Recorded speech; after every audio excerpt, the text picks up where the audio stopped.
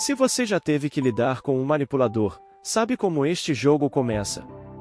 Pequenas provocações, cobranças sutis, comentários que geram culpa ou desconforto. Nada parece grave isoladamente, mas algo vai drenando sua energia aos poucos. Você se explica demais, se justifica, tenta resolver, e ainda assim, sente que está sempre um passo atrás. E a seguinte pergunta surge tarde demais: por que essa pessoa parece sempre ter vantagem sobre mim? A maioria acredita que o erro está em não confrontar, não reagir ou não se impor com mais força. Mas esse é exatamente o engano que mantém a manipulação viva. Manipuladores não dominam pela lógica, nem pela força. Eles dominam pela emoção. Isso não é opinião, é psicologia comportamental. Pesquisadores como B.F. Skinner, um dos principais nomes do behaviorismo, mostraram que comportamentos se mantêm ou desaparecem de acordo com as respostas que recebem. Emoção é reforço. E o manipulador vive disso. Cada reação sua, irritação, culpa, ansiedade ou necessidade de se defender, funciona como combustível. E quanto mais você reage, mais previsível se torna. Existe, porém, uma técnica simples e extremamente eficaz para quebrar esse ciclo. Ela não envolve discussão, acusações nem explicações longas. Pelo contrário, funciona quando você faz menos, não mais. Quando para de oferecer aquilo que sustenta a manipulação desde o início. Sua resposta é emocional. Essa estratégia é silenciosa, discreta e desconfortável para quem manipula, justamente porque tira dele o controle da situação. Ao contrário do que muitos pensam, isso não significa ser frio, indiferente ou mal educado. Trata-se de autocontrole. De escolher conscientemente como responder, ou quando não responder. Quando você deixa de reagir no impulso, o jogo muda. A interação perde tensão, previsibilidade e estímulo. E, sem estímulo emocional, o manipulador começa a perder o interesse. Neste vídeo, você vai entender como essa técnica funciona, por que ela é tão eficiente e quais erros evitar para não reativar o ciclo sem perceber.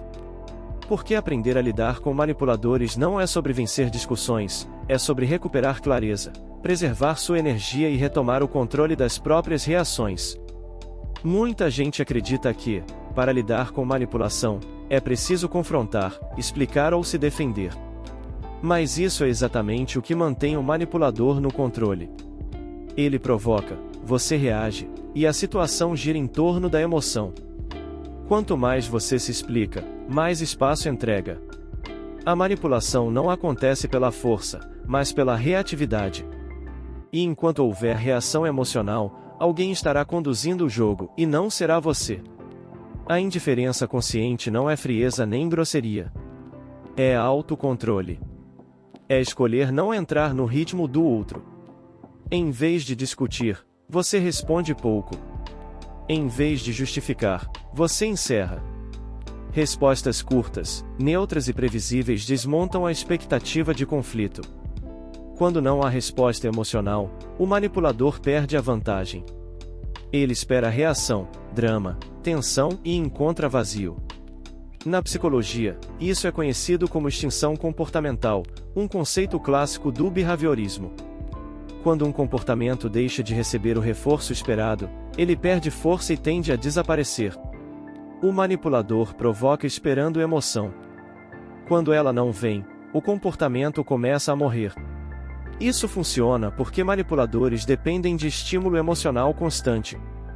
Culpa, raiva, medo, ansiedade, tudo isso alimenta o controle da situação. Quando você reduz suas respostas ao mínimo necessário, a interação começa a ficar entediante.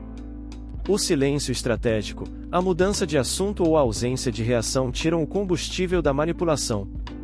E sem combustível, o desgaste psicológico passa para quem tenta provocar. O ponto central dessa técnica é simples: quem reage menos, controla mais. Quando você mantém calma, previsibilidade e limites emocionais claros, a vantagem emocional muda de lado. O manipulador sente isso rapidamente, mesmo sem entender por quê. Esse é o primeiro passo para quebrar a dinâmica da manipulação, não com confronto, mas retirando aquilo que sempre deu força a ela. Sua reação. A manipulação não acontece de forma aleatória, ela segue um padrão previsível. Primeiro vem a provocação.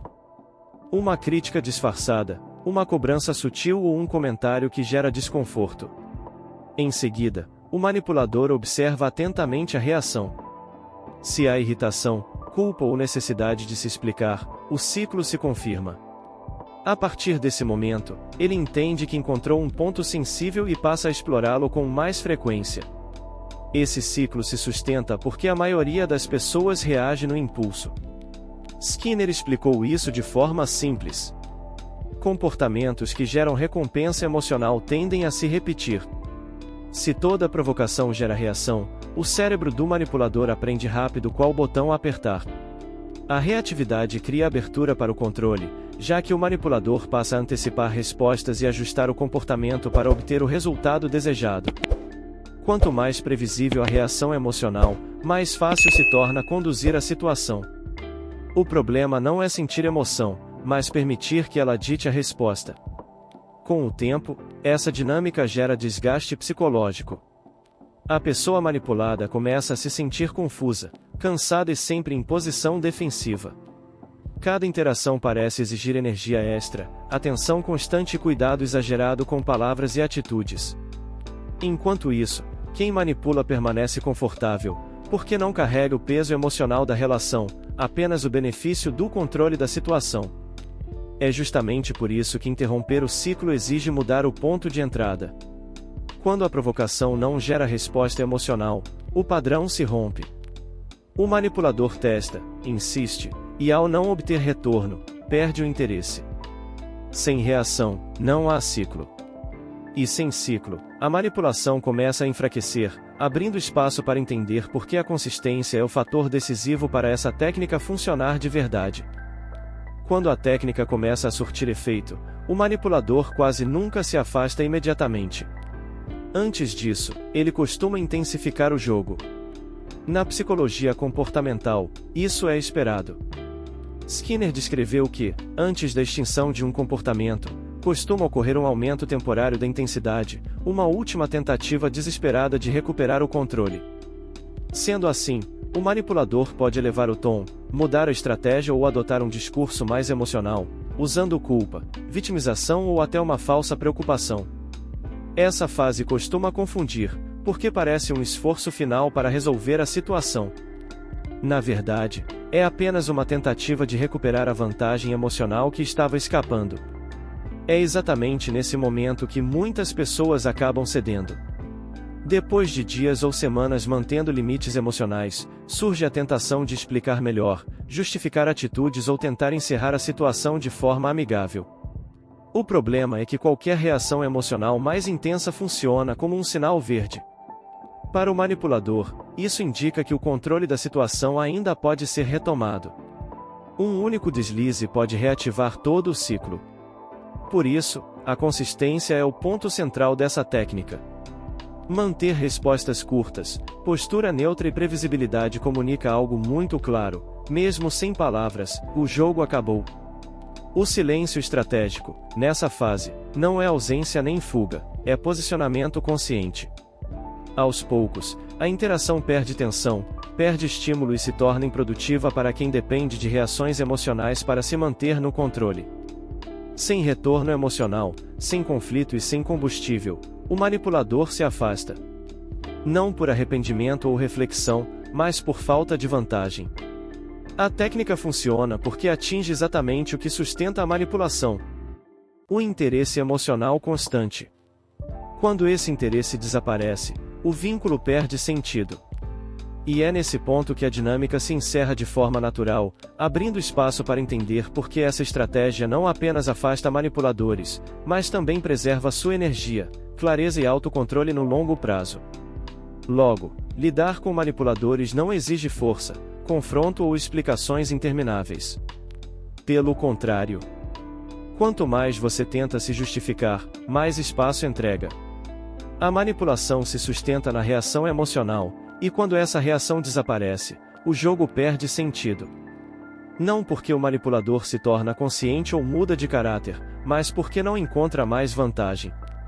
A técnica apresentada funciona justamente por atacar a base do problema. Ao reduzir respostas emocionais, manter previsibilidade e agir com autocontrole, você deixa de ser um estímulo interessante. Isso não é fraqueza, nem fuga. É estratégia. É entender que nem toda provocação merece resposta e que silêncio, quando consciente, também comunica limites. Muitas pessoas confundem essa postura com indiferença ou frieza. Mas, na prática, trata-se de clareza. Clareza sobre o que você aceita, sobre como escolhe responder e sobre onde decide investir sua energia. Quando você muda a forma de reagir, muda automaticamente a dinâmica da relação. Alguns vínculos se ajustam. Outros simplesmente se desfazem. E isso não é perda, é filtro. Aprender a lidar com manipuladores é, antes de tudo, aprender a lidar consigo mesmo, com impulsos, emoções e padrões automáticos.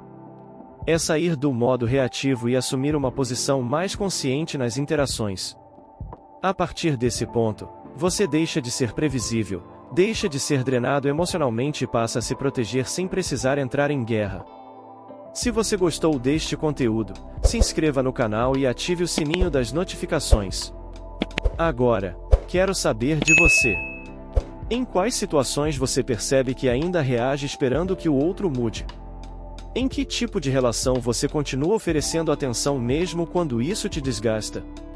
Escreva nos comentários qual dinâmica ficou mais evidente para você. Nomear isso já é um primeiro movimento de autonomia. Como mostrou Skinner, comportamento sem recompensa não se sustenta. Quando você para de reforçar o que te machuca, aquilo perde poder, porque no final, não se trata de vencer o manipulador, mas de sair do jogo.